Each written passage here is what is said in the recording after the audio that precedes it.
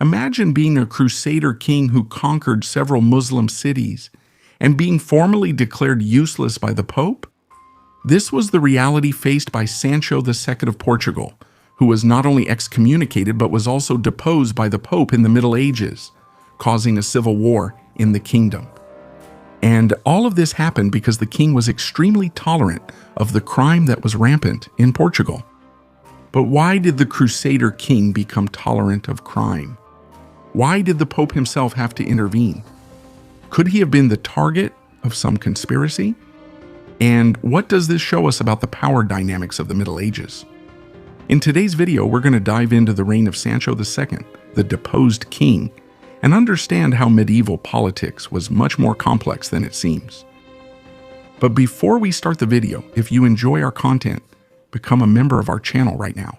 This gives you access to our group and exclusive content, including live classes, so you can dive deeper into the hidden side of history.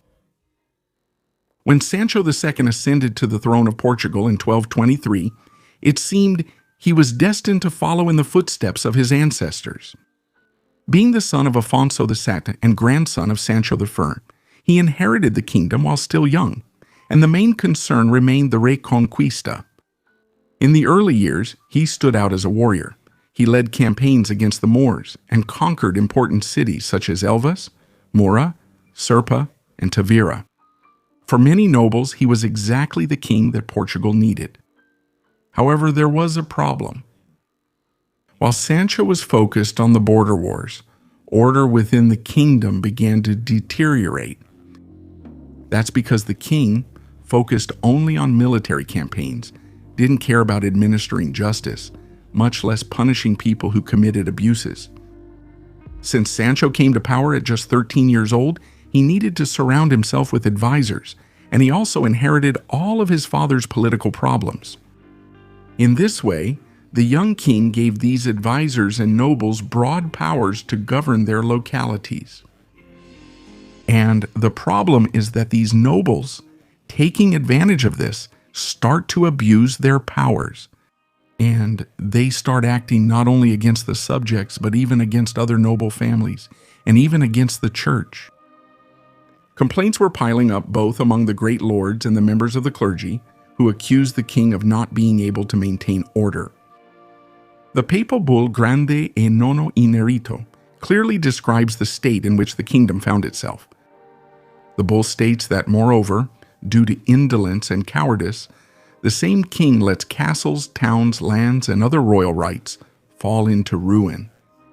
And it concludes, by illicitly agreeing with evil counselors, he knowingly tolerates criminals and murderers, of clerics and lay people alike, whether noble or common, without regard to religion, gender, or age, as well as thefts, incest, the abduction of women, even nuns. The greatest abuse of power is extorting money, which many merchants in the kingdom pretend not to notice, naive merchants. And besides seeming like these crimes are committed with his consent, since they go unpunished, they become an open door to even worse things. The perception that was spreading was dangerous for any medieval ruler, that the king could no longer guarantee peace in the kingdom. Murders, mafias, extortion, and even crimes against members of the clergy were tolerated and not punished by the king. Precisely so, he wouldn't fall out with his advisors. However, in the Middle Ages, ruling was not just about winning wars, but also about administering justice, protecting the subjects, and ensuring political stability. And when that stability disappeared, his legitimacy began to be questioned. The situation became even more delicate because the conflicts involving the church were not just a local dispute. In medieval Christendom, bishops and archbishops had direct channels of communication with Rome. This meant that Portugal's problems ended up coming to the Pope's attention, and little by little, the image of Sancho II began to change. The warrior king, who conquered southern fortresses, came to be seen as a king incapable of controlling his own kingdom. And the more the violence increased, the greater the pressure grew for some authority to take action. And that's where one of the main points of medieval politics comes in, the theory of the two swords. In the Middle Ages, many thinkers identified power as being composed of two swords, the temporal sword and the spiritual sword. One of them was clearly represented by the Church, which held the power of the keys to bind heaven and earth, to appoint bishops, and to administer the sacraments. That is, to excommunicate and to admit people to communion. The other sword was the temporal one, given to the king or the emperor who held authority and political power. For some philosophers, like Marsilius of Padua, both swords were independent from each other, with the emperor having total independence from the pope. However, for some philosophers, like Aegidius Romanus, the supreme pontiff was the legitimate holder of both swords, and he was the one who chose to grant one of them to the king. In other words, the temporal and political sword also belongs to the pope. He can grant it, but he can also take it back. The papacy, therefore, was not only an authority of prestige and recognition within Christendom, but also the authority that legitimized power, a parallel force capable of subjugating rulers and kings. Thus, faced with the situation the kingdom was going through, Pope Innocent IV decided to take action. Right after the First Council of Lyon, the Pope decided to excommunicate both Frederick II of the Holy Roman Empire and King Sancho II of Portugal. While the Pope formally stripped Frederick of the Holy Emperor title, Innocent took a less papal approach with the King of Portugal. Through the bull Grandi non in merito, he merely removed Sancho from the government, keeping him as king.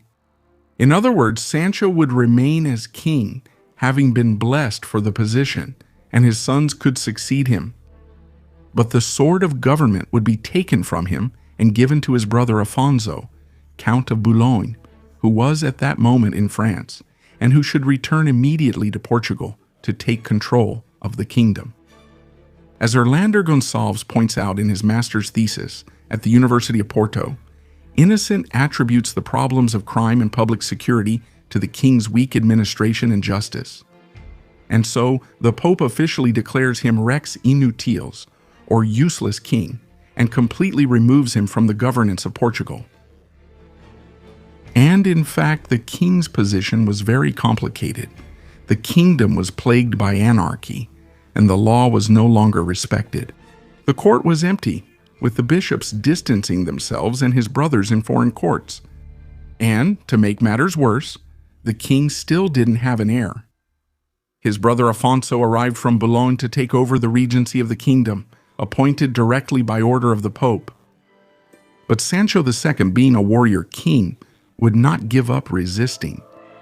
With the military and diplomatic support of many noble families from Portugal and Castile, Sancho settles in Coimbra and tries to gather forces to face his brother. And so, a terrible civil war devastates the kingdom between the years 1245 and 1247. In the meantime, villages are plundered, cargo is stolen, and the disorder that was already widespread spreads even further. However, amid battles, ambushes, and waves of violence that swept the kingdom, King Sancho found himself with less and less support. The support from Castile was lost as the Pope annulled his marriage to his wife, the Leonese princess Messia Lopez de Haro. And to make matters worse, a specific act was decisive in completely demoralizing the king.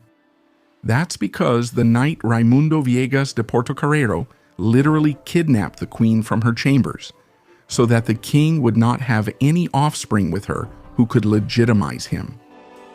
For many, the queen also collaborated with the abduction, wishing to separate from Sancho.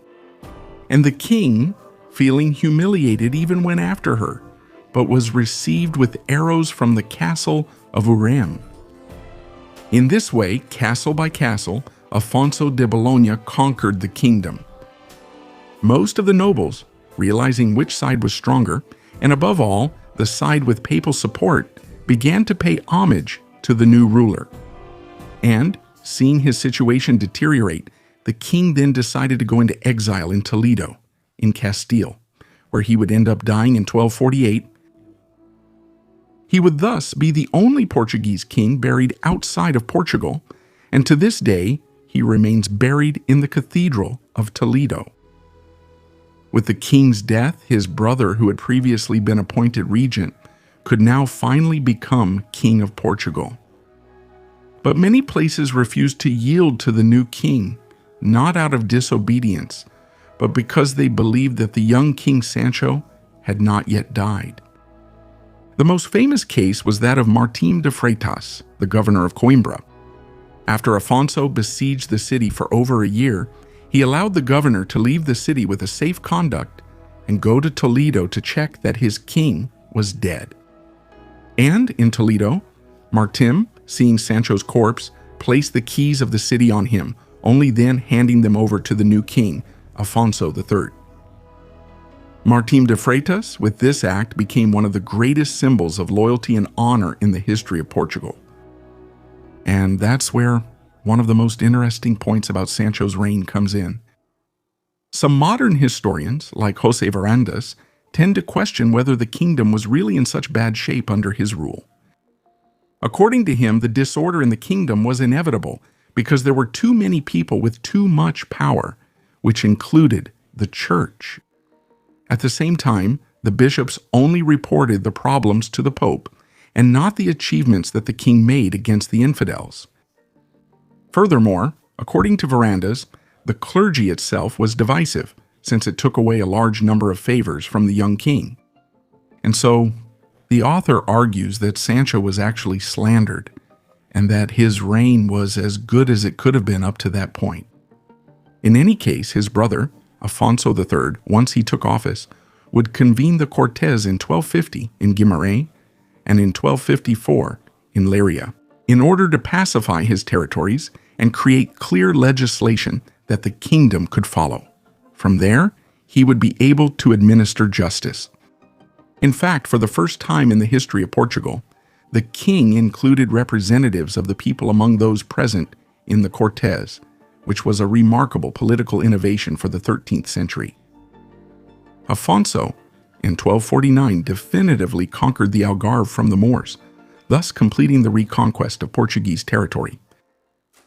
And this tells us something fundamental about the medieval world, that power was not just military. It was also symbolic, spiritual, and required legitimacy. A king who lost the support of the church could even lose his rule without anyone defeating him in battle. Sancho II is, in this sense, a reflection of what happened when the balance between the temporal sword and the spiritual sword was broken. The king who conquered cities from the Moors ended up losing the most important thing, control of his own kingdom. And so he showed that a successful conquest without good governance can end up costing a ruler the crown. And did you know about the case of Sancho II? Do you think he was the victim of some conspiracy? What surprised you the most? So go ahead and leave your comment right now to support our work. And take the opportunity to become a member of the channel right now.